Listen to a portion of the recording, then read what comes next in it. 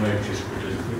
Ең негізгі бүгінгі мақсат бұл диалогты елшілікпенен сіздердің жастардың ойыңарды білейік. Уғалықтағы жолы. Шайлауға белгілі повестка шайлауға қандай біз ел үшін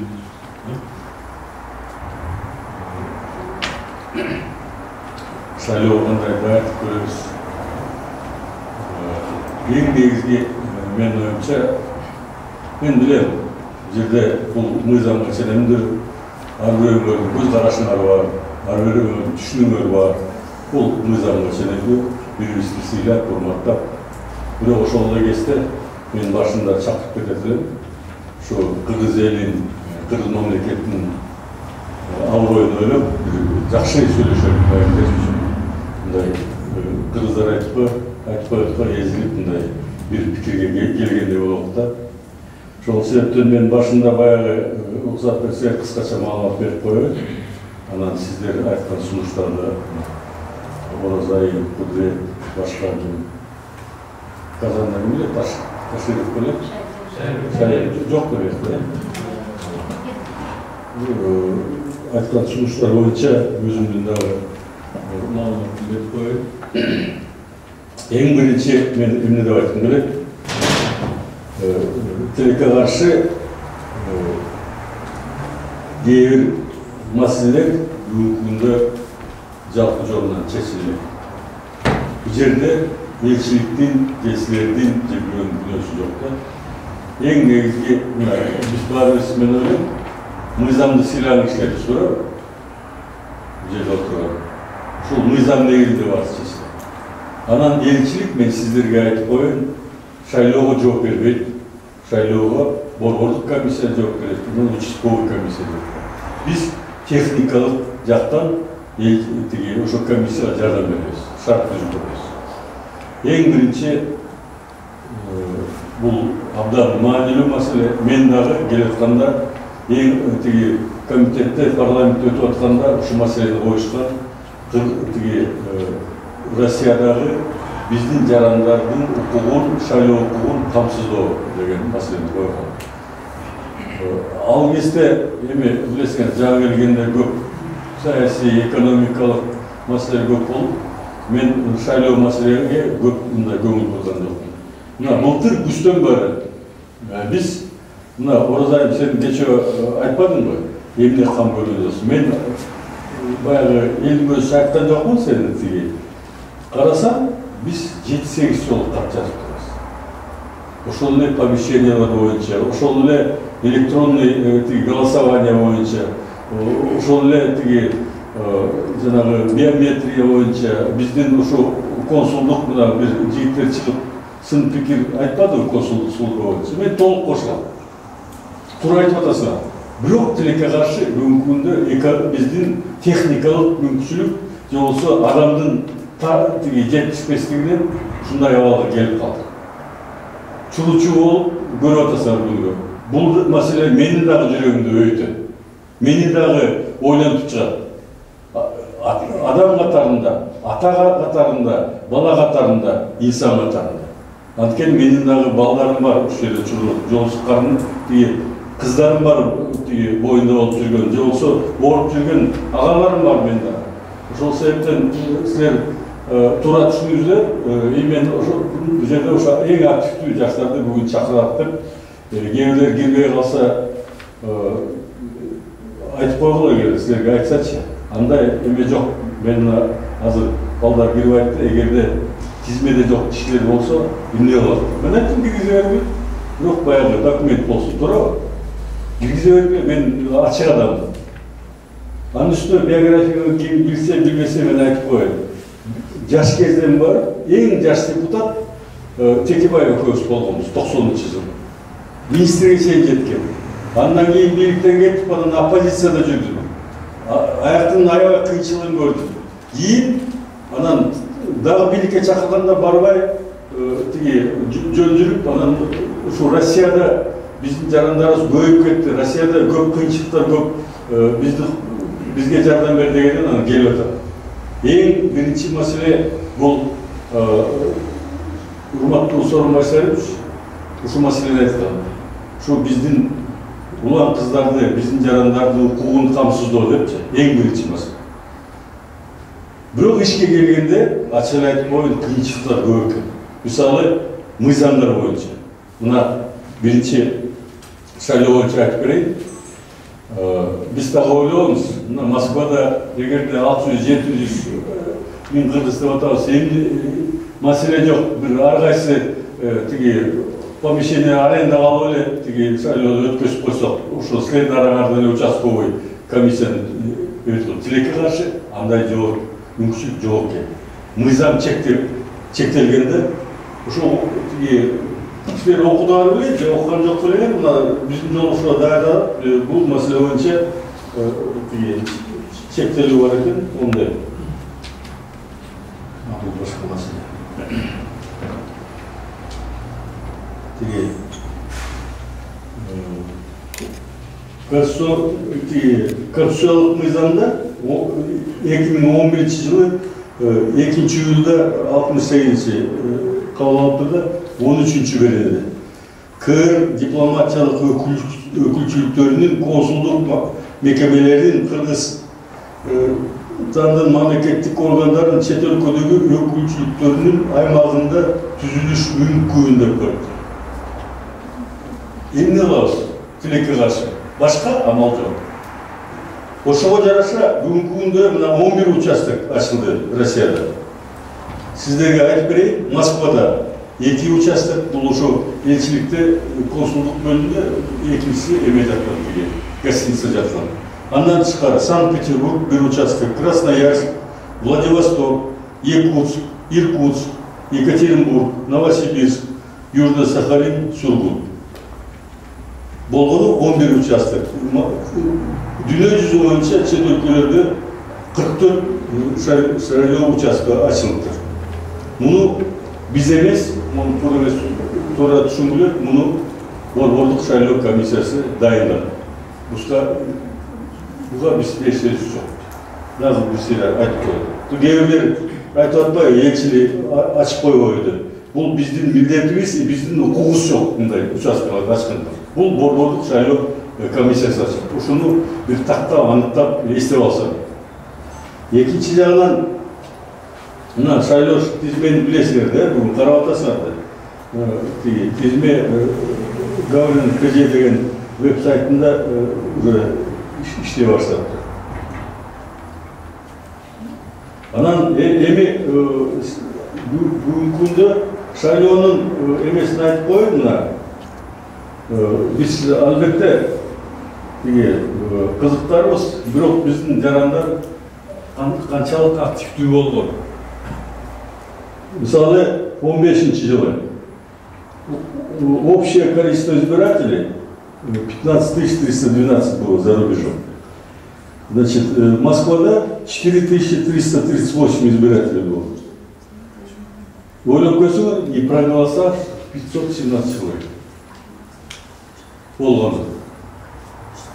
Санкт-Петербургда 447 избиратель болгон, количество проголосовавших 30 киши. Красноярскийде 539 избиратель болгон, 220 болгон. Иши болуп кандай баарын айтпай эле коет. Же болсо мына бирок бир жакшы динамика бар, бирок кичинекей динамика.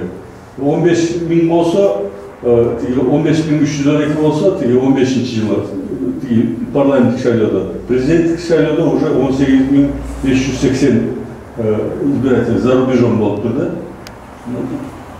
По Москве количество избирателей 18-жылы 6707 киши болуп тур, 1252 киши добуш берип. Санкт-Петербургда 1016 киши 285 киши добуш бериптир. Красноярскийде 1304 избиратель болгон, 507 добуш бериптир. Владивостокта 407 избиратель болгон, 91 проголосовавший болгон. Екатеринбургда 737, 277 проголосовавших, и Новосибирскте 688 избиратель болгон, 222 проголосовавших болгонда мүмкүндү. Ошол себептен тилекке каршы бул жерде мисалы Кудуреттин көтөргөн маселесин электронный голосование мен 100 эмес 200% болду. Бирок бүгүнкү күндө тиги мыйзам бизге жол бербейт. Анткени биометрика менен чектелген. Биометриканы сөзсүз келип кол басып жанагындай эмес керек. Жанагы биздин балдардагы сында бар, жана башында айттым го мактымында.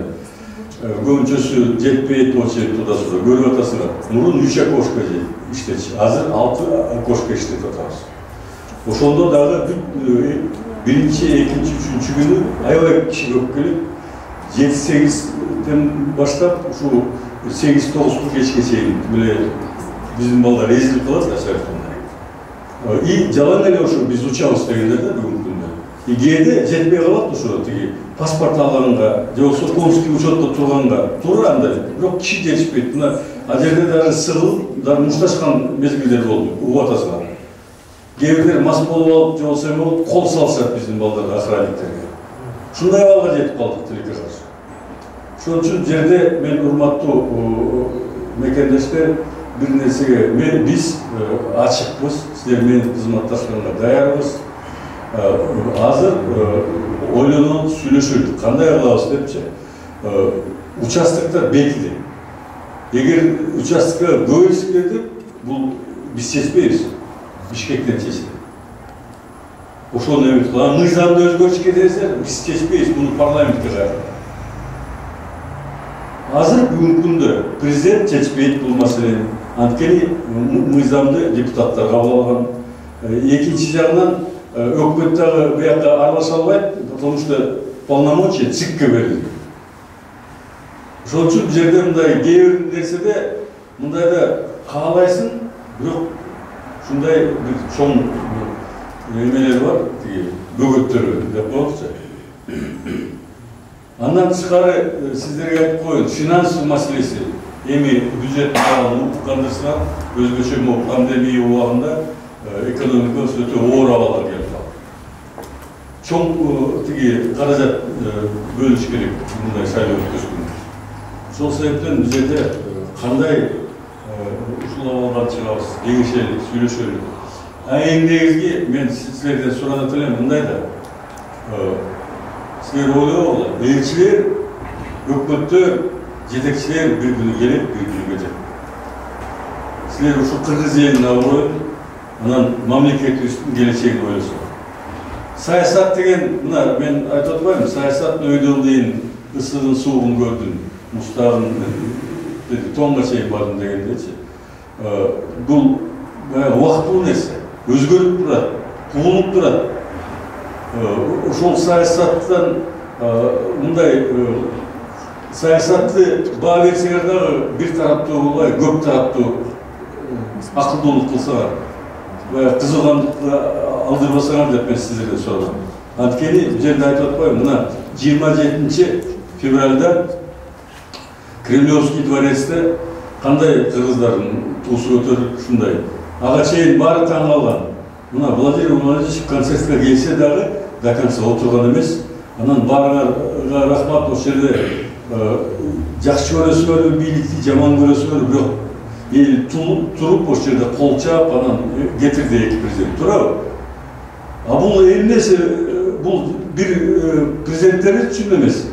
Мен ойлойм, мындай мамиле бүт чиновниктер көрөт. Ошол эле кыргыздарды токтотуп аткан полиция көрөт. Туурабы? Ошол эле жумуш берип аткан тиги работодатель көрөт. Анан айтат, бул кыргыз эле жөнөкөй эле эмес экен, мындай тигине мындай мамилеси өзгөрөт. Өзгөрүлгөн. Мен дагы баягы СНГ мамлекетинин элчилеринин арасында ачык айтканда мындай кичине эметип калганда сыймыктанычы. Анткени мурун кээ бир СНГ мамлекеттери тиги зал ошол Кремлевский дворецти алып алып, эмете албай, толтура албай, уят болушканда, а биздикилер талашып кайра бүтүрүп баарысы келип берген. Андан кейін эми айтпайбын, бул пандемия убагында башка элчиликтерде биз жаап туруп акырын жатып алсак деле болот беле чакырып. Болмок. Мыйзам чегинде мага дагы инструкциялар келген. Дистанцияны өтүп токтоткуладым. А мен кайтыгер карай албадым. Мен өзүмө жоопкерчилик алдым. Айттым, эмне болсо да биз иштейбиз деп. Балдар ооруду, сыктады, баарына чыдады, иштеди. Мына Кудайга шүгүр. Бүгүн сүйлөштүк, мына 2 жылдан болсо уже 10 рейс. Бул жакшы да, туурабы? Биринчи 1 рейс, 2 рейс, 3 рейс, 5 рейс болду эле, эми 10 рейске сүйлөштүк. Могу элди буюрса кетип алсак деп бир эметип атабыз, аракет кылып атабыз. Анткени чын эле элдин арасында аябай кыйналгандар көп экен. Мен мындай ойлошобузмун да, ойлоп көргүлөчү мына жерде 9000 боюнда бар келиндер бар экен. Биз кетирген эле дагы очередте канчасы. 8000 кичинекей балалары келиндер кетирдик. Şu мектепке чейинчи балдарды.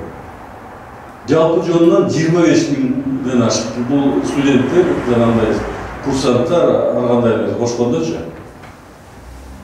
Ошол бул жерде мен чакырат элем силерди, урматтуу мекендештер. Давайте бүгүн баарлашалык, сүйлөшөлүк. Абал ошондой биз жасайбыз деп аракет кылсак, мыйзам бизге жол бербейт. Мен мыйзамды буза албайм да, туурабы? Эртең эле мени жоопкерчиликке тартат. Мыйзамсыз деп чыгат эртең нерселер. Ошол себептен кандай кылабыз, эмне кылабыз? Мен силердин оюңарды укканга даярмын. Кыргызстандын жарандарында, Кыргызстан патриоты катарында бүгүн баарыбызга. Мен ушул бүгүнкү уюшулган ушул жерге келген жарандардын как уюштуруучусу катары, как модератор катары ушул эмне себептен ушул жерге чогулуп келгенибиздин кыскача айтып өтө турган болсом, биздин талап бар болчу. Бул талап ушул убакытка чейинки биз алек болуп аткан баягы ойдо жок пандемия оорусу менен биз шайлоо келаткан шайлоого көңүл бурулган жок да.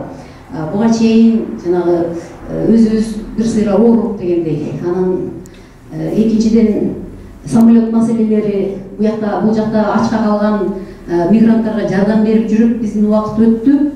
Ошол менен алек болуп атып биз билдик шайлоо ал карантинге дагы биздин оорубузга дагы башкаларга карабастан канча кырылуу болуп атат, башка болуп атат, бирок өтөт экен да. Раз шайлоо өтө турган болсо, биз кичине мындай басаңдап калды Кыргызстандагы оорулар. Ошон үчүн шайлоого да көңүл бурганга мажбур болдук. Эми биздин бул жака кайрылганыбыздын негизги маселеси 4 августта ошол Кудурет Тайчабаровдун немеси боюнча, маселеси боюнча электрондук шайлоо деп көрүп калдык Facebooктон. Анан ушул активдүү жарандар менен талкуулап, ошол маселени ишке ашыралы деген ойдо тийиштүү жактарга өзүбүз чогулуп, ошол жактан резолюция кабыл алып, тийиштүү жактарга кайрыла турган болдук.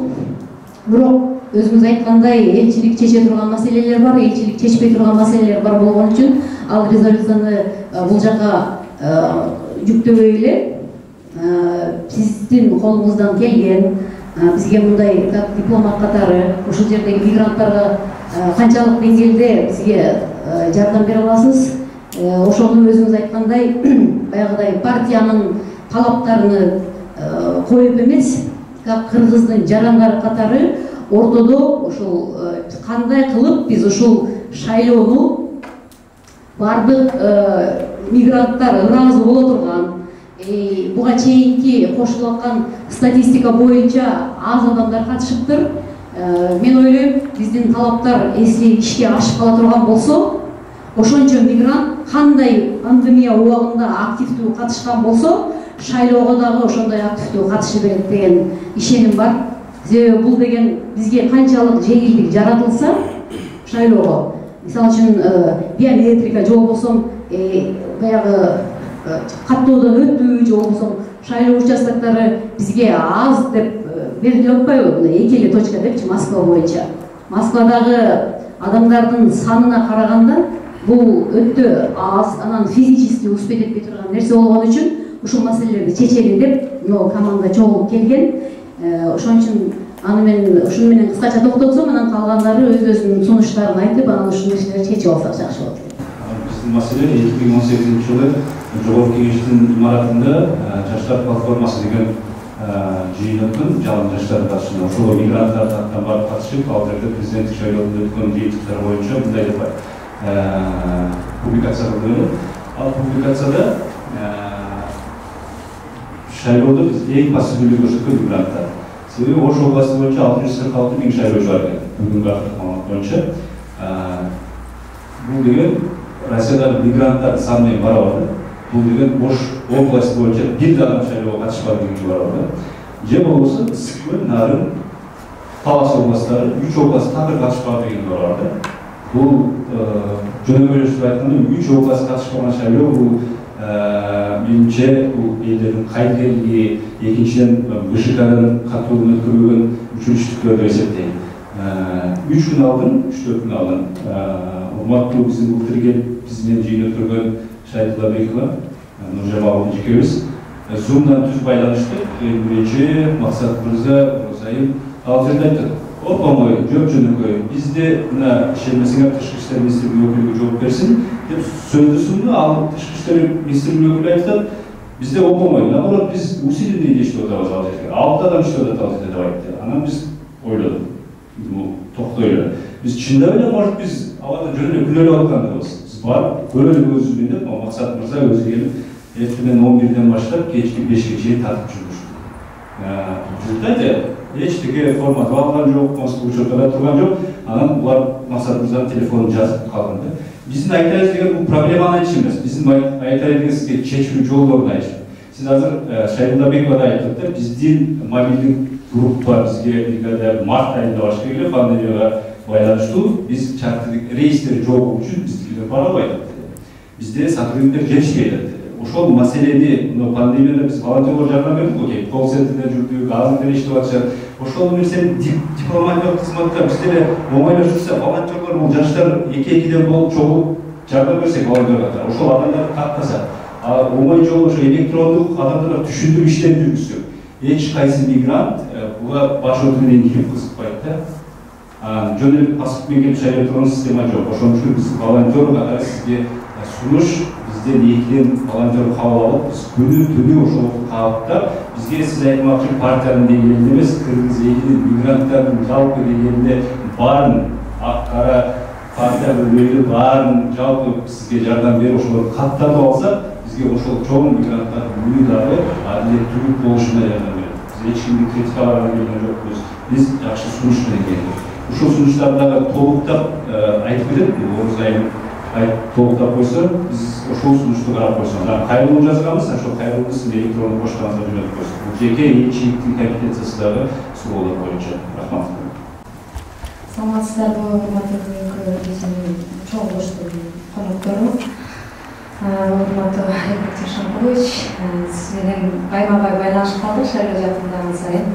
Сизге ыраазычылык билдиребиз. Өзүңүз айтмакчы, пандемия убагында элчиликтин арасында деле өкмөттүн өкүлү катарында аябай кесипкөй инсан экендигиңизди, кесипкөй нарса экендигиңизди көрсөтүп турасыз. Бул жерде жогоруда Кубаныч мырза айтмакчы, дүйнө жүзү боюнча тараган мекендештерге 13 миң эле кыргыз жарандарына шайлоо укугу берилиптир. 13 миң кыргыз жаран катышат экен. Ал эми жалпы шайлоого катыша турган кыргыз жарандардын саны 3,5 миллион экен. Эми элестетиңиздер, дүйнө жүзүнө тараган мекендештер 3,5 миллиондун 13 миң эле экен да. Биз миллиондоп чет мамлекетте жүрөбүз. Мен билем, бул сиздин жоопкерчилигиңизге кирбейт экен, мыйзамды сиз жазган эмессиз, сиз болгону өкмөттүн өкүлү катарында бул жерде президенттин өкүлү катарында кечирим сурайм, бул жакта жүрөсүз. Андан кийин бирок сиз ошол эле учурда элчисиз, биздин суроо талаптарыбызды жогору жакка жеткиресиз. Ошон үчүн биз мындан 1 жыл мурда байма-бай сизге каттап, эртерээк биздин мына суроо талаптарыбызды жеткирсеңиз жакшы болот эле деп, эртерээк ушул миллиондоп тарап кеткен биздин мекендештердин үнү, ошолордун талабы жетсе экен деп, биз ушул шайлоого жакындаганда кысталыш мезгил болуп каларын билип туруп алдын ала айткан керек. Бул жерде сиз айтып атасыз, баягы мыйзамда жазылган деги эле Кыргыз мамлекетинин өкүлчүлүгүнүн мекемелеринде гана шайлоо участкалары ачылат. Мен айтқан жоқ, мыйзам айтып атат. Мыйзам айтып атат. Эми сиз ошол мыйзамды элге жеткирип айтып атпайсызбы? Бирок баш мыйзамда антип жазылган эмес. Баш мыйзамда биометрикадан өтүшүң керек, консулдук каттоого турушуң керек деген мыйзам жок. Баш мыйзам бизге биринчи орунда турабы же кийинки киргизип койгон атайын саясий кырдаалга жазылган мыйзамдар бийик турабы? Ошону да калчап көрүшүбүз керек. Пандемия учурунда сиз айтып атпайсызбы? Бизге деле эрежелерди сактагыла, мынтип отургула, ишиңерди жабагыла деген бергенген деп. Азыр деле сизге деле ошол жөн эле отуруп тура бер, сен мыйзамга киришпешиң керек, шайлоо участкасын ачуу сенин милдетиңе кирбейт деп бийлик тараптан ушундай мыйзамдар деги алар кабыл алынган токтомдор келип атат. Бирок баягы күнү биз Zoom'да түз эфирде сүйлөшүп атканыбызда Шайлабекова биз мына форма 2 эмне үчүн онлайн сиз өзүңүз ошол жерде отуруп бизге убада берип кеткен, сиз форма 2-ни онлайн тапшырсаңар болот. Аны 26 июлда ачылыш керек, ачылган жок. Бул жерде сиздин күнөөңүз кетип атат деп айтканда, ал кайра бул жактагы консулдук бөлүмдү күнөөлөдү. Силер деди форма 2-ни онлайн тапшырам деби, консулдук каттоого туруп алсаңар деле болот да, консулдук каттоого онлайн email дарегине сканерлеп өзүңөрдүн документиңерди жиберсеңер, биз шайлоо участкасын ачканга милдеттүү болобуз деп атат. Ошондо мындай деген суроо жаралат. БШКда күнөөбү же бул жакта консулдук бөлүмдө күнөөбү? Анан мен эртеси күнү консулдук бөлүмгө келдим. Консулдук бөлүмгө келип, мен деген бул жактан биометрикалык каттоо боюнча, консулдук учетко туруу маселеси боюнча тактап кетейин дедим эле. Десем, ал жерде ошол чарта рейске тизмеге тургандар аябай көп экен. Анан Алмаш эжеке чыкты, терең ыраазычылык билдирем, аябай жакшы, мыкты кесипкөй адис экен. Алмаш эжеке заматта жооп берди. Айтты, биз консулдар жетишпей атабыз, мына жакын карадан рейстер көбөйтүлөт, ошондо силерди биометрикаңарды алганга, дегеле консулдук каттоого тургузганга убактыбыз кененирээк болуп, биз ошондо жетишип калабыз деген үмүттөбүз деди. Элчилик өзү дагы жооп берип өзүнүн сайтында маалыматтарды чыгарат. Анан мен ошол жанагы электрондук дареке биздин кантип консулдук учетко турушубуз керек экендиги тууралуу Алмаш эжеден мен маалымат алганымда бланк бар экен да. Ошол жерге өзүбүздүн данныйларыбызды жазып, 3-4 сүрөтүбүздү тиркеп, колубузду коюп, сканерлеп жиберсек, электрондо биз консулдук учетко туруп калат экенбиз. Биз сизди сындап, же сизге мындай бирдемке айтуу үчүн эле сиз айтмакчы бир партиялык же кайсы бир коктук олоттук деңгээлде эмес, ушул жердеги миллиондогон жарандардын эртеңки тагдыры, ошолордун тандоосу үчүн биз ушул жерде активисттер өзүбүз эле жыргап бизнес жасап алып, талтайып отура бербейли, мамлекетке салым кошолу. Ушул жердеги кайсы бир кызыкчылыктарга алданбай, акчага алданбай, бир партиянын этегине барып жашынып же эртең кызмат жасап алайын деген инсандар көп. Мына ошолор туура таза тандоо жасаш керек. Ошолор консулдук учетко кантип турууну билбейт. Мисалы, консулдук учетко турайын деп келсе, ал жерде очередь көп. Биз сизге мына пандемия учурунда канча волонтерлор келди, канчалаган инсандар жардам берди. Шайлабекова өзү дагы багып берди. Биз сизге волонтер болобу дагы жанагыны бир mail даректи жиберсек болобу деген суроо бергени келди. Мана сунуш кайсы партия экендигине карай, эң мыкты деген, эң активист дегендер биз ушул жарандарга маалымат жагынан кайра силерге жардам берели. Ошончо жарандардын башка консулдук учетко турса, эртең алар келип бир гана шайлоодо эмес, өздөрүнүн укугун дагы мыйзамдуу түрдө коргой алат экендиги ачымы. Ошону биз айталы, консулдук учетко мына турасыңар, сканерлеп жиберип койсоңор, консулдук каттоого туруп каласыңар.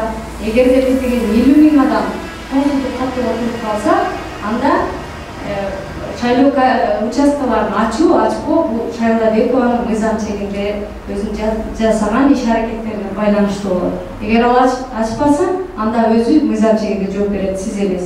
Аны биз жакшы билебиз. Эгерде мен силер консулдук учетко турсаңар, мен ачпай койсом мыйзам чегинде жооп берем деген убадасы бар, бизде видео фактылар да бар. Анда аны биз Кыргызстандагы мыйзам ченемдүү кадамдарга барып өзү менен сүйлөшүп алабыз. Ушул биздин көтөрө турган, бул сизге берип турган маселе. Жана резолюция кабыл алганбыз, онлайн шайлоо боюнча аны дагы арыз менен тиркеп сизге узатабыз. Рахмат. Мен атым Мақсат Мамедқұлов, жаңадан ұйымынан болам. Сіз азыр төмендегі айтып өткендіңіз, сындап балдар келді, ошол ишенемін. Ал жерде біздің мақсат сындоо болгон эмес. Эң негизгиси биздин мақсат ошол ШКнын төрайымы Нуржан Карманбековна айтканы чындап эле жөп жөнөкөйгө өтүү жолдоруна кандай тоскоолдуктар бар, ошону текшерүү максатында эле мигранттарга жеткизүү максатында биз тасма тартканбыз. Ал жерде эч кандай биз келип консулдук бөлүмдү сындоо бизге эч кандай максат эмес. Биздин натыйжабыз башка да. Бирок ошондо биз малымдоо жыйынында өзү Нуржан Карманбековна билдирип кеткен, сиздер диаметрика турган жарандар Кыргызстандын жараны кимге болбосо кайсыл күнү барсаңар консулдук эшиги ачык, барып жөп жөнөкөй эле форма 2-ни чыгарып толтурсаңар консулдук катып отурасыңар, шайлоого ошондо мүмкүнчүлүгүңөр силерде пайда болот деген. Ошону улай 6 август мен жумуштан жооп сурап, атайын элчиликтин ушул консулдук бөлүмгө келгем. Өзүмдө видеодо көрсөңүздөр керек, 478-жолу 4 саат ушул жерде мен туруп, аягына натыйжага чыгайын көрөйүн деп туруп, мен бардык баскычтарды басып, жетип бардым. Ошондо мага төмөнкүдө жооп беришти. Консулдук бөлүмдө кызматкерлер. Ал жерде чынында жетишпей атканын мен көрдүм. Себеби ал жерде бардык эле Кыргызстанга учуп кетүү максатында аябай чоң кезектер турат. Анан жетип келгенде мага төмөнкүдө жооп берип атат. Бизде эч кандай план келген жок. Биздин базалар бул нерсеге байлана элек деп. Ошондон натыйжасында Нуржан Карманбековна айтылган нерсеси менен дал келбей атат да. Ал айтууда бизде консулдук уюмда, консулдук мекемебиз даяр алганга, биз иш жүзүнө келгенде даяр эмес деп атат да. Биз ушуну эле чагылдырып көрсөтөлү, чындыкка жакыныраакпы деп көрсөткүбүз келди да. Бүгүн да мына өттүм, бүгүн да бирок натыйжа алган жокмун. Мен бүгүн башка жооп алдым. Башка жооп алдым дагы ал жоопту кайра мени күнөөлүү кылып койду да. Келдим дагы айтып, сиз онлайн каттоо боюнча өткөндө жазып чыгыпсыз. Ал боюнча эмне үчүн бизден сурабадыңыз? Кат жазып жөнөтсөңүз болот, сиз катталып каласыз деп туруп, кайра бизди күнөөлүү кылып атат да. Ошону өткөн күндө эле бизди ора кечек кылбай айтып койсо болмок. Ошол. Бул жерде биз эч кандай сындоо максатында эмес. Эң негизгиси ушул мигранттар бизде ушул жалпы түрдө катышып мүмкүнчүлүк алып, добуш бериш максатында эле иш аракеттер жасап жатабыз. Анан ошого дагы азыр дагы суранып кетет элем. Өткөндө ошол ШКнын төрайымы да айтты, бизде мобилдик группа келет деп. Бизде азыр көп мигранттар кайрылып атат. Бизде көбүздө биометрика каттоодон өтө элекпиз. Ошону бизге ыңгайлуу түрдө түзүп беришсин. Келип 5 сааттан эч ким күтпөйт бул жерде. Келип ошо 10 мүнөт, 15 мүнөт тура турган бизге мүмкүнчүлүк түзүп бериңиздер. Ошону биз сурап кетмекпиз сиздерден. Эгер жардам керек болсо, ыктыярчы жактан, адам ресурс жактан биз колдоого жардам бергенге даярбыз. Бизге ошондой мүмкүнчүлүк бериңиздер деп биз суранабыз. Чоң рахмат. Алибек Шешенкулов, ушул бизде бүгүн кабыл алганыңызга биз ыраазычылык билдиребиз. Анан бизде көтөрүлө турган маселе бул шайлоо боюнча бир убакта келип биз сүйлөшүп отуруп кеткенбиз бул жерде.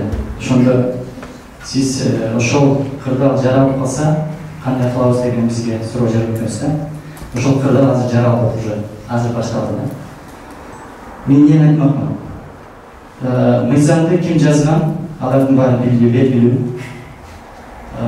Ошондуктан биз ал жерде мыйзамды жазып турат сиз мүмкүн депчи. Мүмкүн деген бул точка эмес да. Аны өзгөртүүгө болот. Бир гана аракет керек. Азыр мындай болуп атат да, 2017-жылы биз анча-мынча жерлерге, көп жерлерге барып интервью да бергенбиз. Ошондо дагы БШК элчилик БШКга бири-бирине түрткүлүү футбол тепкен күндөр болгон. Азыр да ошол башталды. Келиңиздер, бири-бирибизге футбол теппей, бири-бирибизге жөнөтпөй. Алибек Шешенкулов, сизден өтө сураныч. Ушунча элдин талабы жана каалоосу бар да шайлоого катышканчы. Аны 2017-жылы көрдүк биз. Чектөөлөр ушунчалык көп да биздечи. Шайлоого катышуунун мындай пункттары көп. Жана Кыргызстанда эле бир документ жасаш үчүн атаңа бар, энеңе бар, балаңа бар, атаңа бар, ушундай туугандарыңа бар, бир канча папка документтер жасап келип анан кийин документ бүтүрө турган нерседей болуп койдук да. Ошол убакта айтканбыз, сырт жакта форма номер 2 деген керек болсо, жок болуп койсо болот беле депчи. Болот болчу. Да, мыйзамда жазылган, андай болот эмес, консулдук учет же болбосо консулдук мекемелерде гана өтөт депчи. А бирок дагы ал жерде мүмкүн деп жазылып турат. Өзгөртсө болот. Ошол убакта биз бул жерде Нуржан эжеге жана сиздерге да бергенбиз. Консулдук каттоодон адам 100 миңди өтүп кетсе эмне кылабыз дегенде биз ачабыз деген. Анда мыйзам бузуп болуп калабы? Анда мыйзам тепсилип өтө атабызбы? Анда кандай кылабыз? Бул жерде мыйзам улугу же элдин укугу улугу? Ошону билбейдиби? Andi ишин кош кылган иштер өтө сонун иштер болду. Биз баалайбыз. Бирок дагы тарих белгилегендей, тарихта калчудай нерселерди кылбайлыбы? Канча жашайбыз аны өзү билет, мындай Кудай билет. Мүмкүнчүлүктөр берилип атат, сизге да берилип атат. Ушул мүмкүнчүлүктөн пайдаланып, баардыгыбыз бирге аракет кылалычы. Мыйзам менен такап отура бербей. Келиңиз полномочияны колдонуп туруп өзгөрүүлөр жасайлы. Дагы жасайлы. А биз волонтер болуп кошо жардам берели деп биз өзүбүз доброволец болуп атабыз. Буга чейин да жардам берип келгенбиз, дагы да жардам беребиз. Келиңиздер мындай чектөөдөн өтөлүчү. Рамка кирип алганбыз барыбызчы. Рамкадан чыгалы. Мыйзамды өзгөртсө болот. Элдин укугу бул мыйзамдан өтө туруш керек. Ошол күн келет. Эки участка бул 4000 адамдан эле 4000 адамдан жетишпейт ал жерде, 3000 адам жетишет эки участкада. Ал физически. А бул жерде 600 миң, 700 миң кыргыздардын укугу каякта калат дагы эле. Мүмкүн болсо бир аз тарапта болсо дагы укуктарын коргоого аракет кылалы. Мен суранам сиздерденчи, мына өкмөт өкүлдөрү жана башкалар бардыгы рамкадан чыгалы. Рамканы өзүбүзгө коелу эле, жок бизге бул болот, бул болбойт деп жүрүп атабыз да. Биз дагы да күрөшөбүз буюрса. Рахмат. Менде 2 суроо бар эле. Биринчи суроо, шайлоо комиссиясы түзүлдүбү? Шайлоо комиссиясына канча коомдук өкүлдөр кирди? Коомдук өкүлдөр. Шайлоо комиссиясы түзүлдүбү? Канча коомдук өкүл кирди? Кимдер кирди? Элчиликтен канча кызмат кирди? Комиссияга. Биринчи суроо, экинчи суроо, БШКдан канча тизме келди? Шайлоочулардын канча тизмеси келди? Москвадан, Россиядан жалпы канча кыргыздар жана шайлоого катышат, шайлоочу болуп? Анан үчүнчү суроо, бул жерде консулдук каттоо менен форма экини алмаштырып атат да. Азыр көбү консулдук каттоого турсак эле сразу шайлоочу болуп тизмеге кирет экенбиз деп ойлочу. Чындыгында эле ошондойбу же форма экини сөзсүз түрдө толтуруш керекпи? Шайлоого катышуучу болуп тизмеге кириш үчүн. Ушул үчүнчү суроо. Ушуга жооп берип коесуздарбы? Бул суроо боюнча комиссиянын список мүчөлөрү бул деген ТИК деп коет, территориальный избирательный комиссия Бишкек деген ошол негизи. Булар тандап чыккандан кийин, утверждение болгондон кийин аны бизге беришет да, ошо. Мына күндөн күнгө өтүп атабыз, возможно ошол жумада келет да бизгечи. Потому что муну биздин элчибиз өзү жемен же ким болуп тандабайт, муну именно ЦИК уровенде да. Ошондой. Биз сечпейбиз, муну территориальный избирательный комиссия чечет. Анан жанагы шайлоо эме боюнча сен тагыраак жооп бербейсиңби? Тизме боюнча дагы келелек, анткени учетко турушат, туурабы? Алар жактагандан кийин жана 19-сентябрда бүтөт турбайбы? Форма 2. А форма 2-ни сөзсүз толтуруш керек деген бизге милдеттелген да. Бул жок. Немеде орусча айтканда вы не путаете. Список членов избирательной, участковой избирательной комиссии. Я об этом говорю. А список избирателей это совсем другое дело. Нет, я про это говорю, шайлоо комиссиясы канча өзүнчө, а список избирателей канча шайлоочу адам болуп тизмеге кирди? Список избирателей бүгүнкү күндө 4800 билеме да. На сегодня. Ошол биздин күндөн күнгө өзгөрүп атат. Келген санына жараша да. Жоқ, форма 2 заполняется, это уже непосредственно, когда времени остается мало, когда человек не состоит на учете, в этом случае форма 2 заполняется. Сейчас можно консульский учет оставить. Конечно. Конечно, да. То есть, но основное условие это сдать биометрику. Можно сдавать по электронной почте, а на форму 2 по электронной почте можно заполнять? Форму 2, но там же вы должны расписаться. Ну, к сожалению, так. Орнату мекемесінде ең негізгі нәрсе ушул азат берген суроо боюнча консулдук Шаймадыев Вадим немножко дура эмес. Ну, как дура эмес? Без акцентті өтіргі консулдық контрол беріп болғанда, бирок негізінде консулдық конторда тұрған қызметтен тышкары сөзсүз биометрикадан болушу керек да. Эгер Кыргызстандан бир жолу ошол даннысын тапшырышы болсо, анда все дистанционный түрдө консулдук контора можно подать, мы переставим все, то есть нет необходимости приходить. Бирок эгер кимиңер бир дагы жолу жанагы бармактын отпечаткаларын тапшырбасаңар, ошол именно ошол себептен сөзсүз келиш керек. Жанынан ешқандай форм, ешқандай ойым емес, жөнөкөй элдердин арасына. Азыр могу шайлоо жөнүндө жакшы сунуштарды, жакшы идеяларды активисттер колдоп чыгып атыптыр. Бул абдан жакшы нерсе. Азыр айтып кетип атпайсыңарбы? Жалпы эл шайлоого катышкан кызыктарды, жок кызыктар эмес. Өкүнүчтүү жери андай эмес. Себеби дегенде кайдыгерлер абдан көп.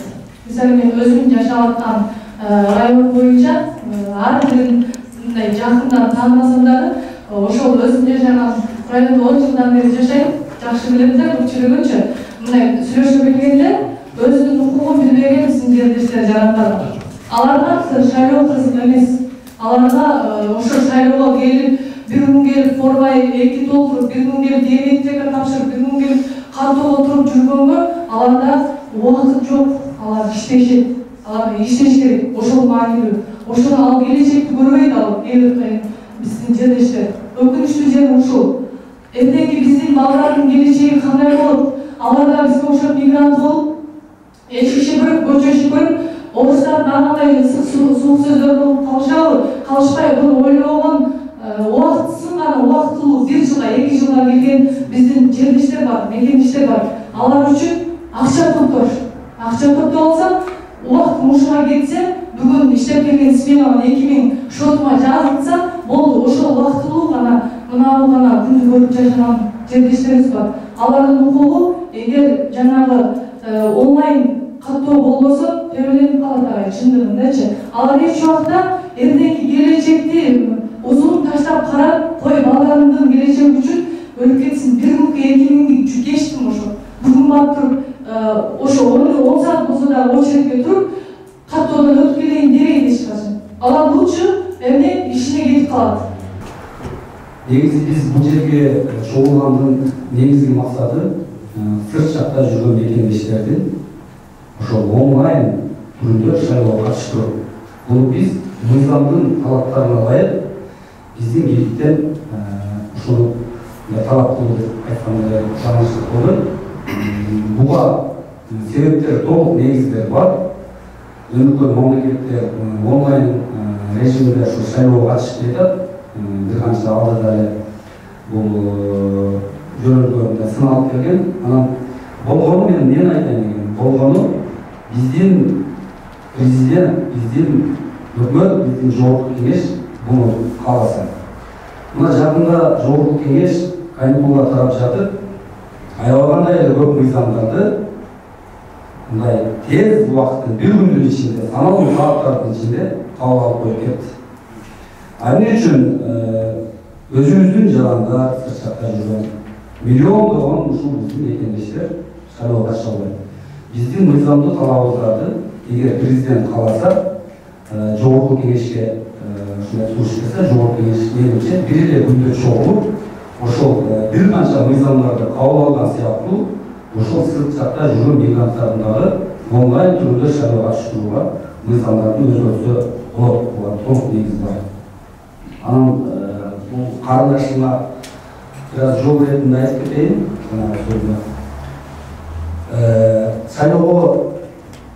шайлоочулардын катышты кызыктар эмес деп атасың да. Мен буга толук менен кошулбайм. Биздин мүмкүнчүлүктөр, шайлоочулардын мүмкүнчүлүктөрү чектелген үчүн алар кызыктар эмес. Биздин бүгүнкү күндөгү парламенттин жана башка ушундай саясаттын туура эмес багытта кетип аткандыгына үчүн алар кызыктар эмес. Эгерде аларга мүмкүнчүлүк түзүп, ошо онлайн режим киргизип, мыйзам кабыл алып берсе, мына бир мисал айтып кетейин. Жакында мындан 4 ай мурун пандемия башталган учурда бизди мындай Москвада алыс кеткен Москва деле мындай пропуск менен цифровой пропуск менен жүрө турган режимге салып койду. Аны ар бир кыргыз өткөрдү. Ал бул жерде суроолор жаралып атат. Башка соц тармактардан дагы биздин кыргыздар билбейт, онлайн режимде өтсө, интернет аркылуу шайлоо берип, катталууну билбейт, жоксо добуш берилет. Жок, башына келгенде баардык ишти кылса болот. Ошол учурда мисалы ошол цифровой пропуск менен жүргөн учурда баардык эле интернеттен кирип, ошол госуслугадан кирип туруп эле катталды. Бул онлайн режимде шайлоо катталуу дагы ошол эле. Андан бир мындай айырмасы деле жок. Ошондой эле кирип катталып, өзүнүн паспорту менен сүрөткө түшүп, ошол программага киргизип берсе, борбордук шайлоо бир сайт ачып берсе, ошол сайтка катталып жөнөтүп эле, ошонун негизинде мындай добуш бере алат да. Добуш берүү бир мен ойлойм 2 мүнөттүн ичинде добуш берип коет. Биз ошону сураналы, талап кылалы эле келип, анан урматтуу элчи мырза Аликим Чекшапурович, сиз ушунча коом уюм, мен билишимче ал бир 40га жакын коом уюмдун жетекчилери келип отурат. Булардын артында албетте көптөгөн эли бар.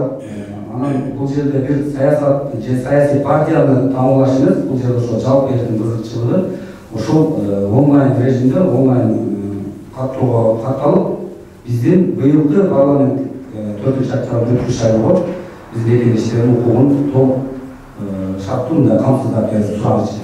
Рахмат. ВШК менен кызматташасыңарбы? Албетте, биз кызматташасыздар. Мамлекеттик шайлоо участкаларын бу жерде ВШК аныктайт сиздерди? Аныктайт. Ачкангач бул жерде кимдер ачат? Шайлоо участкаларын кимдер ачат бул жерде? Сүйлөшүүлөрдү ВШК жүргүзөт, Россия Федерациясы менен. Россия Федерациясы менен сүйлөшүүлөрдү ВШК жүргүзөбү? ВШК аныктайт. ВШК аныктайт, да? Ошол сүйлөшүп ачат. Биздин өзү негизги максат консулдук каттоону электрондук вариантта кылса, биздин жарандар, ушу миллиондогон жарандар катталып калса, ошолорго биздин шайлоо участкаларын көбөйтүп берсе, биздин жарандар ушу шайлоого ашып калса деген максатыбыз бар эле. Эми биз келгенчек эле сиз өзүңүздүн башында билдирдиңиз, бизди мыйзамга таап болбойт дегендей эле койдуңуз да. Отурсак болот. Мен болбойт деп айта албайм. Бул андай укугум жок. Ушундай дегенде эле койдуңуз да сиз. Туура эмес түшүнүп алсаңар, мындай да, жана эгер мындай ар бир сөздү мен талдап сүйлөйм, как дипломат катарында. Ар бир өңөрдүн өзүнүн түшүнүгүңөр бар, өзүңөрчө оюңар бар деп айтпадым. Ошон үчүн силер өзүңөрдүн оюңарды мындай мен айткан сөздү бурмалап алыңар. Мен антип айткан жокмун, что болбойт тигиндей мындай. Мен айттым, мыйзам боюнча момундай деп окуп бердим мыйзамды силерге. Бир четин. Анан чечмелеп бербедимби? Бул жерде мен кабыл албайм мындай белердичи. Туураны туура деп айтыш керек. Мына мисалы электрондук каттоону мен дагы ызамын, ачык эле айтайын. Бизге оңой болмок да, туурабы? Биз эл келип заправай, биз тынч эле отура бермекпиз. Уксаң койду сөздү. Балдар ошо эме участковый комиссия отуруп эле баарын эметип эле оңой да бул эме турмушту дагы эмени дагы адамдын ден соолугун дагы психикасын дагы убактын дагы үнөмдөйт, туурабы? Бардык жагынан. Бул заманбап нерсе. Мен сиздерге айтып коеюн, мен келгенде электронный документооборот элчиликте киргизейин десем, киргизе албай койдум. Эмне себептен? Каражат жок, программалар жок. Программаларды Бишкектен келиш керек. Мына бул жерде мен сотрудник деп турат. Анан жана электронный очередке деп айтат. Мен даже күнүгө буларды урушчумун. Электронный жана могу тапыр-тупыр болбой, электронный очередь киргизгилесем, каражат жок, тиги бөлүнбөйт борбордон. Анткени өзүнчө программа болуш керек, билесиңер силер аны. Тилекке каршы. Мындай мен мындай да, мен абсолютно ачык адаммын. Анткени айтып атпаймынбы? Мен ойлогон оюм, сүйлөгөн сөзүм, жазаган ишим мен дал келтиргенге 100% болбосо да 90% кылам. Анткени 10% не от меня зависит дегенде эле бывает случай. Бул жерден силерди чакырып, ошондой мен ачык айтып атпаймынбы? Ошон үчүн мен мындай дооматты кабыл албайм, эгер туура эмес болсо. Мондай кесип койдуlar, мындай эч кескен жокмун. Мен айттым, мондай мыйзамдар бар, мондай чектелүүлөр бар. Эмне кылам? Мисалы волонтерлор боюнча жакшы ой экен. Мен бул өзүм чечпейм. Волонтерлорду коопсуздук бuyakta кызматтары бар. Ар бир волонтерду личный дело ачып, ар бирин текшериш керек. Туурабы, билесиңер? Эме учет боюнча туугандар бир туура түшүнсүңөр. Кайсы мен максатты коем, ушул жерде баарын кыжылдатып, жулуңдатып коюп, анан бул жерде отуруп эмне видео камералар карап коюп жыргап атат дейсиңер. Рахмат. Мен осыян дашылмай экен, бул жерде негизи тилекке каршы, ошон үчүн мен бүтөйүнчү экен. Бүткөн деп мен баштадым да. Тилекке каршы чектелген көп нерсе бар. Мындай да, эркин жүргөндө мен 12 жыл эркин жүргөм. Көп ойлор келет, көп иштерди айткым келет, бирок мындай кайра ошо бийликке келтирип карадым, көп нерселер бизде кечээ күндө жашап атабыз, билесиңер. Артта калганбыз. Көп нерселер.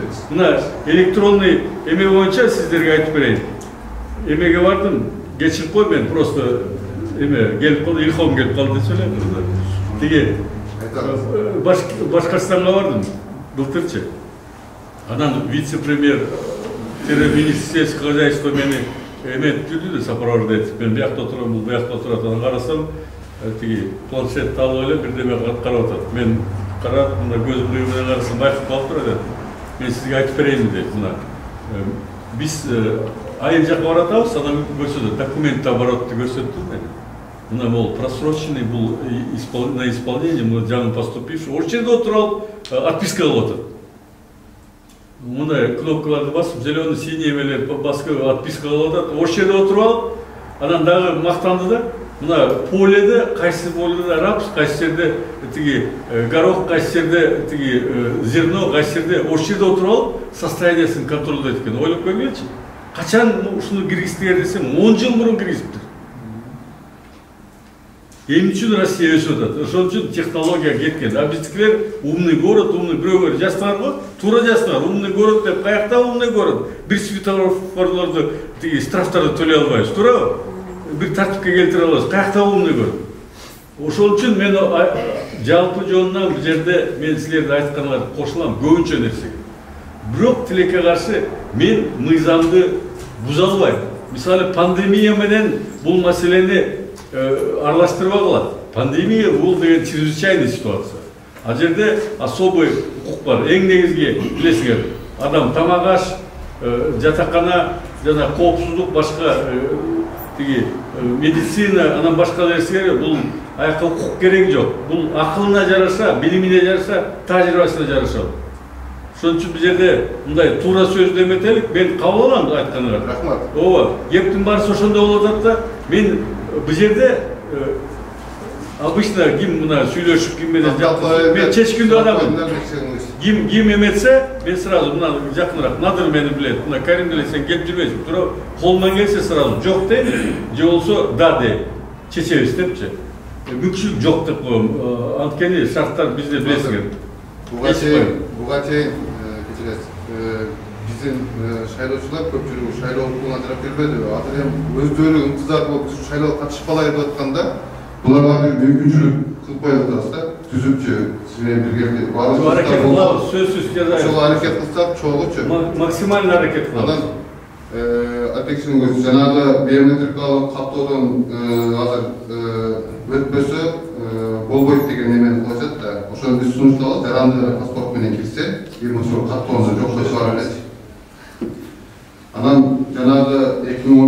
шайлоо болгондо дагы бул жерден жанагы биометрик каттан тезден өтүп калсын деп жүгүрүп жүрүшүп жана ката жүрүп турган балдарчы рынокторго базарларды жүрүп биометрик каттан өткөзүп бардычы ошондон өттү биометрик каттан өткөндөн кийин калып кетти. Ошол 2015-тен бери 20-чейин 5 жыл аралыгында биздин жарандар биометрик каттан өткөзүп коюш керек туурабы шайлоого даярдап. Өзү кыздар болуш керек эле. Ошону азыр эми дагы шайлоого келгенде биометрикалык каттоону сунушталат да биздин миллиондогон жарандар шайлоого кача багалай болуп да. Ошого биз айттык жарандыр паспорт менен кирип, эгер жалпы консулдук каттоо электрондоштуруп койсо, жарандын паспорт менен кирип эле шайлоого кача турам. Кандай дейсиз? Ал сұрақ қалмаса, өте үйрек болады, сызбаймайды. Матвейбек Жекшенқұлович, сіз айтқан ойлардың барын тура қабыл аласыз, қолдаймыз. Шынында бұл пандемия бұл елшіліктің негізгі функциясынан ашықша жұмыс болып қалды. Ошол себептен мен жана Тимурга деле айтканмын, ошол электрондук каттоо кылып койсок болот, болбобу, ким катталган прозрачный болмок, кимдин арызы каралган, кимдин арызы эмне себеп менен отказ болгон, ошонун баары көрүнбөк депчи. Буга көп деле чыгым кетмек эмес, убакыт кетмек эмес. Мисалы, Баткендин Сайыл айылынын балдары бир күндө эле 4000 рубльга приложение жасап коюшкан. Ошол айылдын коому канча акча түшкөн, неге жумшалган бүт талкуулап ошол жерден чечишет да, бүт дүйнө жүзүнөн келип көрүшөт. Мисалы, могу чартердик рейсти приложение менен кылганда анда эч кандай коррупция же хакерский атака эчтеке болмок эмес, ал жөн эле тизме. Ошол чартердик рейстеги очередь, ошол консулдук каттоо биометрикадан өтүүчүлөрдүн убактысынан желаниясын жокко чыгарды да. Ошол себептен азыр негизги маселеге кийинки кезде токтолоюн. Ошол себептен консулдук каттоону приложение аркылуу каттай турган деңгээлде муну элчилик өзү чечсе болот. Бул эч кандай мыйзам бузуу эмес да. Бул элчиликтин жумушту жеңилдетүү.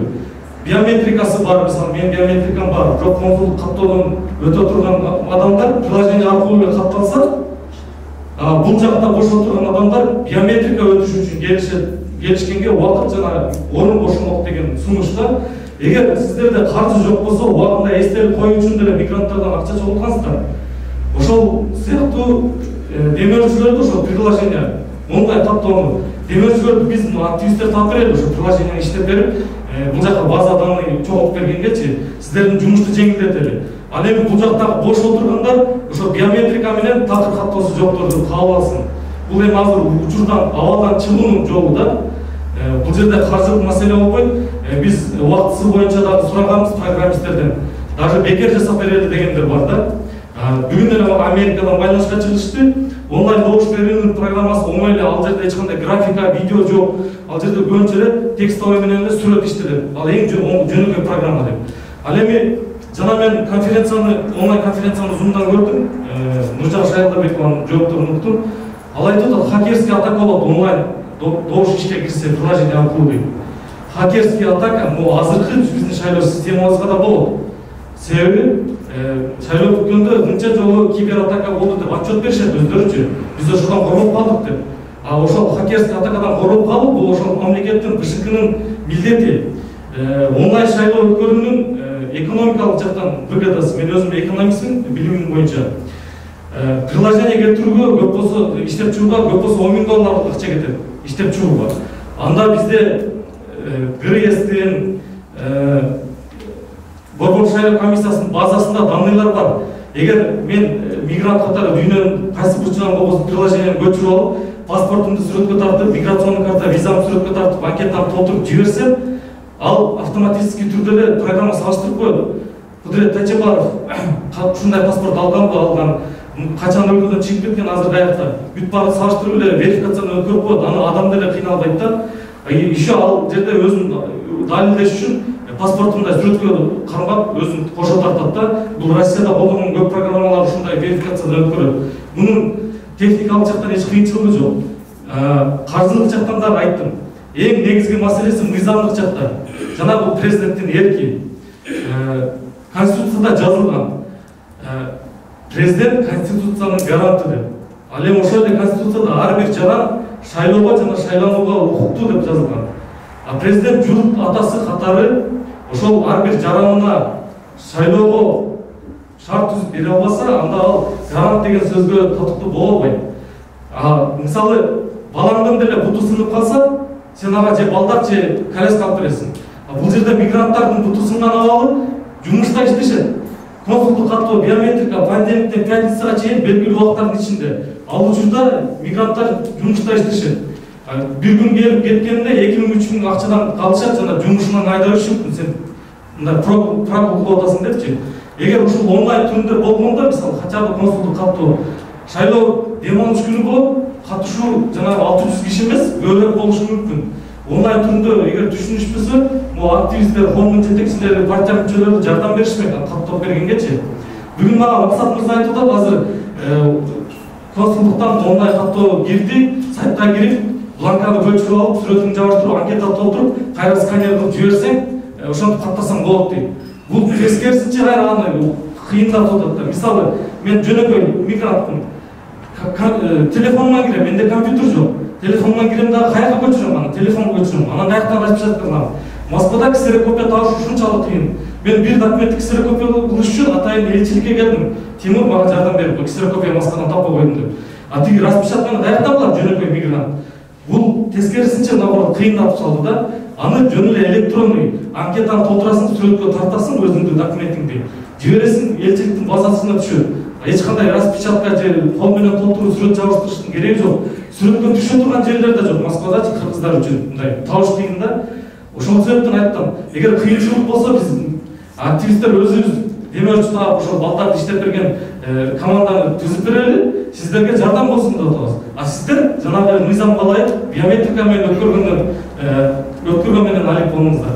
Ал эми жана айтып кетишти, мыйзам чегинде Конституцияда жөн эле жазылган, шайлоого жана шайланууга укуктуу. Шайлоонун инструменттери мындай ар бир этаптары майда чүйдөсү жазылган эмес. Жана биометрика деген, консулдук каттоо, А2 дегендер булар шайлоо кодексине киргизилген нерсе. А кодексти эч кандай референдум жок эле жогорку кеңештин бир отуруму менен өзгөртсө болот. Bir günde 57 mıysam özgürlükün jogorku kеңеш аны bir günde 3 окуу менен бүтүрүп бере алат болчу. Мен ошол сунушту көтөргөнгө чейин жанагы ишке ашпаган сунуш болуп уят болуп калбайын деп юристтер менен, депутаттар менен, бүт баары менен кеңештим. Бир гана маселе бул президенттин жана бийликтин эркиндиги. Эгер чын эле ушул мигранттар шайлоого катышсын деген ой бар болсо, жогорку кеңешке кайрылуу жасаса, жогорку кеңеште карап беребиз деп атышат. Ошону кабыл алышса, техникалык жактан ал бир жумалык нерсе экен, каржылык жактан $10.000 жетпеген акча экен. Тигил базасы неме? Мисалы бизге 2015-жылы жанагы биометриканы деле эл аралык уюмдар чыгып берген. По-моему, корейский койка деген фирма болуш керек. Бекер биздин мамлекеттен акча кеткен эмес. Демократияны мындай шайлоону прозрачный өткөрүш үчүн эл аралык уюмдар бар, ушул проекттерди каржылап бере турганчы. Россия деле пилоттук версия Москва менен дагы бир шаарында эле өткөрдү. Онлайн голосование, референдум менен көрдүрманычы. Биздер ошол мигранттарды пилоттук версия кылып туруп, чет өлкөдөгүлөрдү киргизсек болот болчу. Эми бул азыр көпчүлүк нереально кылбайт деген менен теоретически кылса боло турганы далилденип турат. Баарын эле көз жетип атат. Бул бир гана кишинин эркинен болуп атат да. Ошол себептен эгер биз азыр онлайн шайлоону киргизсек, Россиядагыдай стимул бере турган инструментин көрсөтүп болот болчу. Мисалы, Россияда добуш берсең, картаңа 2000 же 4000 же 1000 рубль выборочно түшүп калат да. Эми бул элди шайлоого тартуу үчүн. Бизде мисалы ошол приложениени иштеп чыгып туруп, бизде азыр строительный компаниялар көп. Ошолорго кайрылып бирден квартира бергиле, биз ошол приложениеден добуш берген мигранттардын арасында ойнотуп коелу десе, элдер катышмак. Ошол шайлоого кызыкпагандар деле 5 минутта телефондон катталып ошол күнү добуш бермек да. Ал эми жана Жанна айтып кетти, элдер кызыкпайт деп шайлоого. Элдер кызыкпаган үчүн эмес. Bir gün gelip очередте туруп, биометрикасын өтүп, же болбосо неме кылып, кайра шайлоо күнү келген жумушту мындай татаалдык, добуш берүүнү татаалдык кылган үчүн катышпайт. Мисалы, Егорос, Королёв, Подоевдон келгендер, Сергей Фасаттан келгендердин акчасы жол киреге убактысы кетип атат. Ошол себептен мындай шайлоо процесс кыйын болгон үчүн катышпайт. Эгер онлайн болсо баары эле катышмак. Чынын айтканда азыр 3,5 миң шайлоочунун 30% чет өлкөдө жалаң ишке жарамдуу, акыл эстүү акчага сатылып калган шайлоочулар. Кыргызстанда шайлоочулар айыл ападагы кара картаңдар жумушу жок, мал баккан мындай жөнөкөй адамдар жана мамлекеттик кызматкерлер. Мамлекеттик кызматкерлер албетте бийликтин партиясын колдойт. Ал эми жанагы эчтеке акча таппагандар акча бергендер да колдойт. Ал эми акча албай чын дили менен партиянын программасына карап ошол келечекте иштеп бере тургандар, шайлай тургандар чет өлкөдө жүрүшөт. Вот ошол акылы тунук адамдар, жүрөгү таза Мекеним деген адамдардын шайлоого катышпаганы биздин келечекти аныктап атат. Ошол себептен биз качан өлкөбүз алдыга жылат, качан биз цивилизациянын поездуна кошулуп отуруп алып алдыга жыла турган болсок, жана ошол шайлоого таза ойлор менен добушубузду сатпай катышкан болгондо гана өзгөртө алмакпыз. Болбосо бул процесс кайра кайтала берет. Ошон үчүн эгер бул шайлоодо жетише албасак, жок дегенде сиз тарыхый кадам жашап ушул консулдук каттоону электрондук түргө өткөрүп, приложение аркылуу ал эми калган кызматкерлер волонтерлор менен кошо бул жакта биометрикалык каттоону өткөрүшсүн. Сиз статистика тарых үчүн шайлоочулардын санын көбөйткөн киши катары тарыктабасаңыз жакшы болот эле. Себеби эми сиз өзүңүз айтып кетпедиңиз, Текебаев менен жаш кезибизден бери саясатта жүрөбүз депчи. Сиз бул бийлик менен деле, мурунку бийлик менен де кийинки бийликтер келсе деле иштеше турган адамсыз. Сиз дайыма эл тарабындагы адамсыз да. Могул долбоорду колдоп кетсеңиз, мисалы сунушту колдоп кетсеңиз, эл сизге могул пандемия учурунда кандай ыраазычылык кылса, шайлоо маселесинде да ошондой ыраазычылык кылып кетмек. Мен ойлойм, сиз биздин ойлорду туура эле кабыл алып атасыз, жана балким биз кеткенден кийин кеңешип, мүмкүнбү мыйзам жол бере ушул волонтерлор приложениянды сунуштап ишке киргизип берсе деп талкуулап, балким ушул жок дегенде консулдук каттоо Москвада ишке ашып кетиши мүмкүн. Ал эми могул пандемия учурунда границада кыргыздардын кыйналып жатканы, алардын бир да депутат кабар албаганы, бул албетте жанагы сиз айткан статистикага байланыштуу. Москва боюнча 600 адам добуш берди дегенчи. Мен өзүм бир партияны нолдон баштап жогорку кеңешке келгенге чейин агит командасын жетектегем. Ошол жерде ушундай талкуу болгондо айтышкан. Не калсын Москваны немелеп, Москвага көңүл буруп. Ал жерден ашып барса 10 000 адам качышы мүмкүн, итип алып 10 партияга бөлсө 1000 адам. 1000 адам болуш бизге кереги жок деген. Ошол себептен партиялар, депутаттар мигранттарга кызыкпайт, алардын маселесин чечпейт, аларга көңүл да бурбайт. Себеби алар добуш бербейт. Шайлоо кодексинде партияларга болгон талапта ар бир 4-чү аял болуш керек, ар бир 8-чи жаштардын өкүлү болуш керек, ар бир 10-чу башка улут болуш керек. Жада калса мүмкүнчүлүгү чектелгендерге чейин квота бар да. Бирок Кыргызстанды багып аткан, Кыргызстандын калкынын жарымын түзүп аткан мигранттар ошол квотага кирген эмес. Негизи логика боюнча кириш керек болчу. А эгер ушул онлайн каттоо, онлайн приложение аркылуу добуш берип ишке ашып калганда, ошол партиялар чуркап бермек. Не болду деп. Жокбосо партия лидерлери автобуста айдап ошол границага келип өздөрү алып кетмек. Элчиликти ал жумуш менен неме кылбай, парламент өздөрү эле чечмек да. Могул жердеги эл үчүн кызмат кылып жүргөн жигиттер, кыздар могулачы, себеби булар өзүнүн турмушу менен өткөргөнү менен алек болбостон элдин да маселесин чечип жүргөн. Ошол эле учурда айлык алышпайт, ашыкча убактылар кетишет. Буларда бир неме кадыр тарабынан же бир коомчулук тарабынан сыйга бир награждение татыктуу адамдар да коомдун жетекчилиги менен чектелип калбаш керек.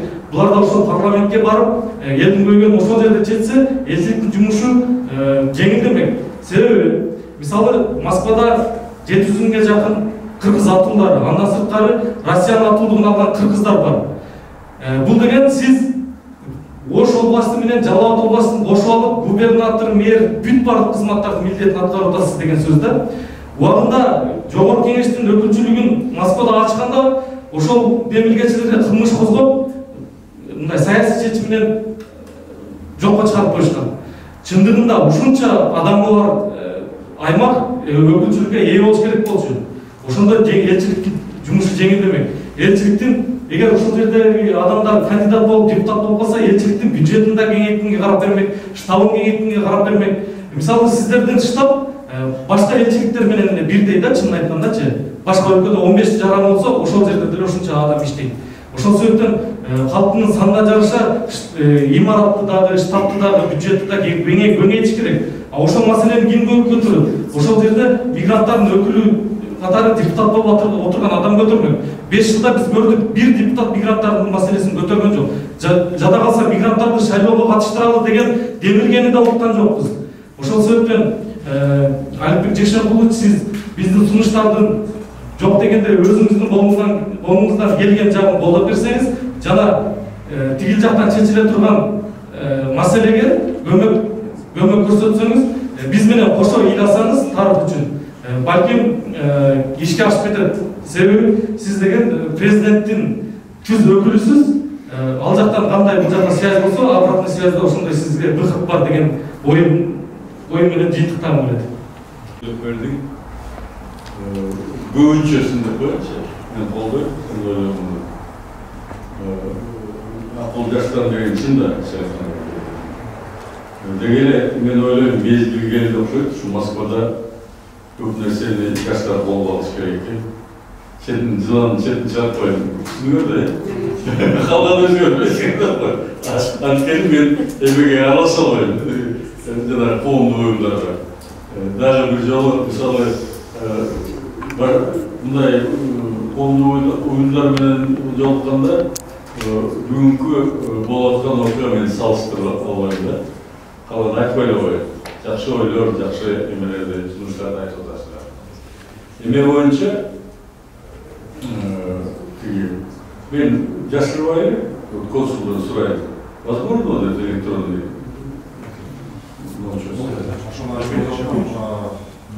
Можно. Егер действительно шундай на диаспорадан каражат жагынан Если ошого эле токтолуп аткан болсо, аны чечсе болот.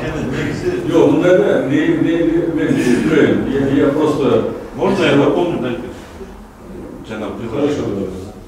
Жана мобильное приложение. Консул білесіңер деген? Дастан осына келді.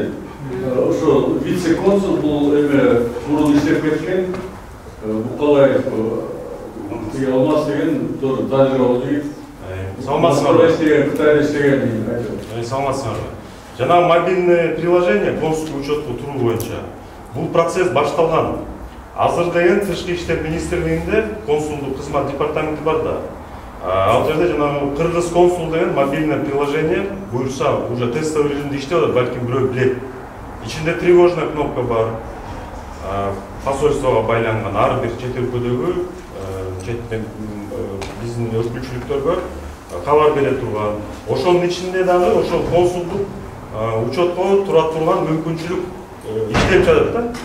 Балким мен тактайын, анан бирөө аркылуу кабар берип калышы мүмкүн.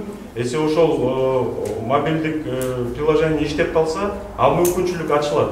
Ошол кыргыз консул деген мобильное приложение тестовый режимде азыр уже иштеп атат. Башка сөз жокпу? Ошол эле. Эми силерди мит күтүп атса, көп күтөсүз, туурабы? Биз одноразовый эле приложениеге алып, Москва 2020 дегенчи Москва шайлоо. Жок, мен азыр оюмду айтайын деп атам. Биринчиден Лазат менен тиги Орозайын жакшы сөздөрдү пропустили. Жакшы ойлорду. Жанагы мындай кылалы кандай. Мен маселени токко терже чечкенди жакшы көрөм. Силер жанагындай программисттерди тапкыла. Ушу жакын күндөрдө жолго алып бияка келгиле. Игим каражат табам деген дагы келгиле. Сүйлөшөлүк макул. Узкий круг. 4-5 киши. Бул сен дагы кел. Анткени бул жерде мен хоть заманбап адаммын, но бирок мага билим жетишпейт жанагы эме боюнчачы, программирование боюнчачы. Бул өзгөчө бир эме. Мен мисалы жарым жыл болду. Мен ачык айтып коеюн, электронный очередь түзүштүр урушчумун пандемияга чейинчи жарым жыл болду. Эмне себептен программа жок, каражат жок деп өзүлөрү, балдар бирөөлөр, активисттер айтпай койгон. Жаза беребиз деп жазабай болду. Ошол үчүн баарына күбө болду. Мен макулмун. Ушу Орозай макул эмесмин деп айтпа. Мен макулмун. Тиги ушу бүгүн эртең ушуну силерди кабыл алып, ушу инициативаны токтоп коелучу. Бул биринчи чечим болсун. Бирок мен давайте два зайца убьем. Первый электронную очередь вообще консульский, жазып берген, ошол бирдей программа. Экинчи ошол очередтеги эмеге каттоого туруп. Макулбу? Макул сыгарды? Мына здесь барган турасыңар, мыкты улан кыздар сыгар, сыйлайт. Мен силерди сыйлаган үчүн чакырдым. Сыйлаган киши менен мен сүйлөшпөйм, билип коем. Анткени адамдын баардыгы билет да, туура айткан сөз, жазган ишинен өмүр бою айткан, жана бекер айткан жокмун, силер ошону элчилер, башка чоңдор бир күнү келип, бир күнү кетет, туура. Элибиз, мен жанагы тарыхка калып үчүн эмес, мен эл үчүн жазууга аракет кылам да. Анткени мен дагы элден чыккан жигитмин. Мени тарсындыраса, далайды көргөм, эч ким мени түрткөн эмес эсептейм. Өз эмгек менен келе турат. Өзүмдүн сабырдуулук менен келе турат. Өзүмдүн били менен келе турат. Ошон үчүн силерге рахмат. Кудайым абдан жакшы мындай ойлонуп турган сөздөрдү айттың да. В принципе, мен деле ойлойм, что тут такого сложного, да? Электронную голосование. Наоборот, легче. Это от чего происходит? Эмне себептен мындай болот? Адамдын билими жетишпесе, адамдын интеллекти жетишпесе, зачем мындай очередтерди кыргызып, тигинтип жаранбай өтпөйлүп туурабы? Азыр 21-чи кылымда жашап атканыбызды көбүлөр унутуп калат, туурабы? Баягы эле кыргызча ручном управлении башкаргыбыз керек. Андай заман өткөн тууганда. Анан азыр могу пандемия кирчети билесиңер, любой окуяда жакшы жана жаман жактары болот. Жакшы жактары кимди ким экенин көрсөтүп койду. Мына мен азаттыкка бергенде Лазат билет, мен ачык айттым, биринчи маселе бул кадр маселеси экен элчиде. Уктуңар? Мен бияка келатканда ойлогом, мына силерге окшогон булар кыздар мурун мыйзам башкача болсо да, мен министр келгендечи, буюрса ушул жактан конкурс этип керек болсо ушул жакта барган эле мыкты улан кыздарды тандап алыш керек деп элечи. Именно ким мигранттар? Анткени биринчи маселе президентибиз мигранттар маселесин чечиш керек. Ким билет? Тетиги биттин кабинетинде галстук алып отургандарбы, же силер билесиңер? Мен азыр намерением бар, больше силерге айтып коеюн. Буюрса парламент, жакшы парламент келсе, мен өзүм досторума айтам, ушул мыйзамды өзгөртүлгүлө. Элчиликке мигранттардын арасынан ушул мыкты кыздарды конкурс кылып, ошол алганга мүмкүнчүлүк ачкылат. Бар болбосо да какой-то процент. Болот да жанагы айткандай, кызматка же депутатка туурабы? Болот албетте. Анткени силердин башыңардан баягы үйдө жылуу жумшак, ата-энеңердин жанарында эптеп турмуш өтөп жүрбөй, өзүңөр изденип, өзүңөр мен оокат кылам, мен өсөм, мен өнүгөм, дүйнөнү көрөм деп келдиңердер, туурабы? Балаларымды багам, ата-энемди багам, бир туугандарга жардам берем. Ошол себептен мен ойлойм, ачык айткан сүйлөп сунуштарын айтып атканга рахмат. Мына Эдуард таанысыңар, мына эмен таанып, до этого Эдуард, может быть, между собой соберитесь, какое-то направление или пошагово, он биринчи молун жазыш керек, но первый шаг я вижу. Силер, ошо активисттер араңардан 4-5 киши чогулуп, значит, программисттерди табышырга керек. Значит, эки максат. Электронная регистрация и электронная очередь в Комске. Ошого чоң жардам берди. Анан мен элге жарыялап, мына могу жигиттер жардам берди. Биздин бюрократия тилекке каршы мына электронный документ бар айтып кетпедимби? Көп нерсени мен айта албайм да, билесиңер да, баягы этикага жатпайт да. Элчи болуп турган бирөөнү сындасам туура эмес болуп калат. Бирок тоскоолдуктар көп тилекке каршы. Эмне себептен? Мыйзамдар деле жакшы, бирок өзгөртүүлөр керек. Көп нерсени түшүнбөстүктөн, кайдыгерликтен и албетте билимсиздиктен тилекке каршы. Дагы ким сүйлөп? Саламатсыздар, урматтуу мекендештер. Менин атым Назарбек Сооронбаев, коомдук уюмдун өкүлүмүн. Биринчиден сизге ыраазычылык билдиребиз, албетте ошол убакытта бизди кабыл алганыңызга ыраазычылык билдиребиз. Экинчиден бул жигиттер кыздар айтып кеткендей, биз бүгүн сын дайыр деп келген жокпуз. Чынын айтканда, баягы бала эле болсо эмчек жок дегендей биз ыйлап келдик да. Буга чейин азыркы жанат карындашыбыз айтып өттү, эл кайдыгер депчи, туура кайдыгер болуп келген. Бирок кайдыгер эмес адамдар деле көп да. Мен ушул диаспорага аксакалдарыбызга аралашканыма 10 жылга жакын болдум. Ошол кезде тиги четте 2-3 эле жаш жигит кыздар отурчубуз, калган баары улуу возрасттагы аксакалдар эжелер болчулар. Ошондо отуруп таң алчумун. Эмне үчүн жаштар жок, эмне үчүн мындай өзүнүн позициясы бар, ой жүгүртүүсү бар жаштар жок деп таң алчумун да. Ошондо да ушул сөз айтылганда кайдыгер элдер депчи, жок кайдыгер эмес экен. Эгерде биз аракет кылсак, эгерде биз ушундай иш-чараларды уюштурсак, эгерде биз ар кандай маданий, спорттук, ар кандай ушундай өзүбүздүн позициябызды билдирсек, ойгонот экен. Просто адамдарды ойготушубуз керек экен. Мына Кудайга шүгүр, бүгүн келген эле ушунча болду да. Келе албаган канча болду? Жана группада канча адамдар бар? Ушул жигиттерге кыздарды рахмат, ушул демегенди өтөрүп чыккан. Алик Чеченкулов ушундай айткандай болсо, биз канаттандырып жооп ала алдык. Мунтуктай. Анан экинчи маселе, ушул онлайн каттоо ишке кирип кетти, сизден тескерисинче. Кирип кетти дагы биз онлайн мына батыратып каттай баштадык. Экинчи маселе, ушул Аскар мырза отурат бул жерде. Экинчи көйгөйлүү маселе. Бул жерде чечилип биз ушунча аракет кылып, сиздин жардамыңыз менен чечилип калса, бул жерде үчүнчү күчтөр келет. Бул жерде ошол эле Кыргызстанда болгон система 5 миңден таркатып, бул жерде 100 адам алып келсең, бул коомдон алып келсең, биз ушунчадан беребиз дегенде, бул жердеги бечара мигранттар буга да аз кырышмады. Ушуга Аскар мырза сизге ушундай фактыларды биз волонтерлор тактасак, тастыктасак, кармасак, сиздерге активный жардам берсеңиздер, биз ушунча кылган мээнетти биз ошол эле паракомдорго кармап бербейли деген мен чогуу чыкпайлы. Дагы бүгүнкү жыйынтыктап ушул пресс-конференцияга убакыт таскалы, сизге да чоң рахмат, ыраазычылык. Эми мындай да биз негизинен бир күндүк жашоо менен жашабай, келечекпен жашаш керек. Кыргыздын эки эле маселеси бар. Бул ынтымак маселеси, анан коррупция. Ачык айткандачы. Коррупция менен мына бир сескерден дагы кайрыккедей жардам бергилечи. Эмеге кеткенде эле, заявление келгенде эле, жер жазса бир 7-8 случай эле болду, кармалып. Анан милицияга, полицияга алып келип, эметкенде эле ал тууганы, достору барып, ошол заявление берген кыргыздар менен баягы акчасын восстановить этип, үстү дагы тыйым болуп, ошол менен встречный заявление бүттү. Ошо мен эметип атат. Бул чоң маселе. А так шайлоо дагы өтөт буюрса. Ошо баарыңар ден соолукта болгула, жакшылыкта жолугуп жүрөлүк, кыйынчылыктарды чогуу жеңебиз. Аны шайлоого жакындаганда дагы жолугабыз буюрса. Бирок тилекке каршы билесиңердер, тарыхта ушундай нерселер болгон. Демократия аркылуу ошол эле Муссолини келген.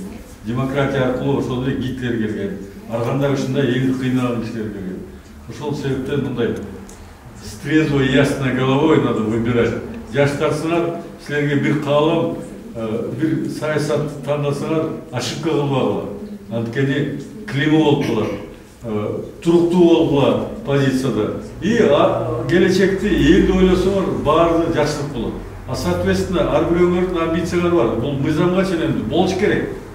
Бирок жол тандаганда жаңылбагыла. Ушундай жалпы каалоомду айтам. Баарыңарга ден соолук, ийгилик, жакшылык каалайм.